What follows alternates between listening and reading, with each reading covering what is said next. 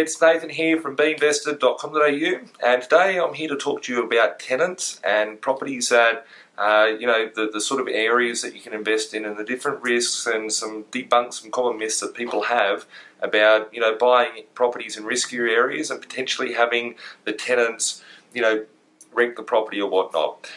From my personal experience, I own properties from right in the water, harbourfront properties to properties out in the sticks. More so the properties that are in blue-collar working areas of Sydney and Brisbane and Central Coast and Gold Coast and whatnot like that. From my experience, I've had a range of different things, good, bad and ugly, with the properties that I purchased and the tenants that I've come across over the last decade of investing. I have come across a couple of times where tenants have trashed the property and whatnot, and that's why it's ultimately important to have landlord insurance protection on each and every property, so you're not at risk of losing money and all that sort of stuff. But people ask me, a common question that I have is, if you buy a property in a housing commission area, or if you buy a property in a working class area, which is a bit more rougher sort of area, can the tenants be not as good as a property in Vaucluse? And I've investing in both ends of the spectrums of properties. My personal experience is that if someone is paying, I was actually over at a mate's house recently, and him and his girlfriend were having a housewarming party, and I went over there and had a look, and we're talking about the fact of rents and all that sort of stuff. And I asked a question whether if the light bulbs, there was 3 light bulbs that had blown, it was a brand new house, and I said, why don't you go up there and fix me? He goes, I pay $1,000 a week in rent, I'm not going to touch the light bulb, it's not my job to fix. That property is severely negative geared. It was bought off the plan by the investor that bought it, and the tenant won't do the work because they go, I'm paying the landlord, they can do all the work, all that sort of stuff. Or we could freeze that, fast forward and go to a property that has got a block of units in regional New South Wales. It's a block of 8 units, and what I have there is it's ex-housing commission. People would look at it as being a very rough area. There have been some incidents at this particular property, just social issues. And, I recently spoke to the property manager that manages the property, and she said to me, look, I changed property manager because we don't have a Blink property in the location.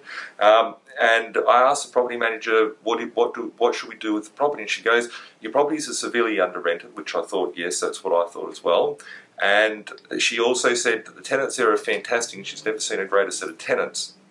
The real estate agent that owned it beforehand never did any repairs, never got the fun stuff happening, all that with the tenants, and just basically said that, wrote them off and said that no good as a tenant to have in the property.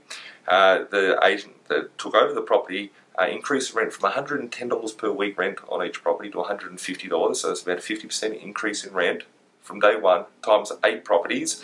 And from that, she said to me, Nathan, do you know that there's carpet missing in patches and segments in one of the units, and there's another unit that's got cigarette burns all the way through? And I was like, I don't know, I've never been in there, but I know they were fantastic when I bought them about 5 years ago. And she turned around and said, look, the tenants are fantastic, they have not complained about that. They've put rugs down over the top of the cigarette burns and the bits of carpet missing, all that sort of stuff. The tenants are house proud. They actually wanted the house to be nicer, so how did I get the $40 per week extra times 10 units, so it's an extra 8 units, so it's an extra $320 per week? I bought them all a bucket of paint, which is by the agent's suggestion, and by their suggestion they actually wanted to paint the property. So, just doing little things like that. The tenants are house proud, they want to do stuff, they have a different mindset. They're not all out there, smoking cones and doing all that sort of stuff. And it's something that people have a misconception that, because it's in a cheaper area, or because, whatever the social reasons are or whatever, that, the property may have more damage done to it. Let me just say, if you know Sydney market, obviously I've talked about this for many, many years. I made my first $1 million in Mount Druitt at the age of 21, buying lots and lots of properties out of Mount Druitt. And what I found out in Mount Druitt is that I've never had any problems. I've had the occasional tenant that's done stuff, but it's a numbers game. You do get problem tenants. But my best tenants, my best payers and all that sort of stuff has come from out in Western Sydney, in those areas which have been branded as being the not best areas to invest in.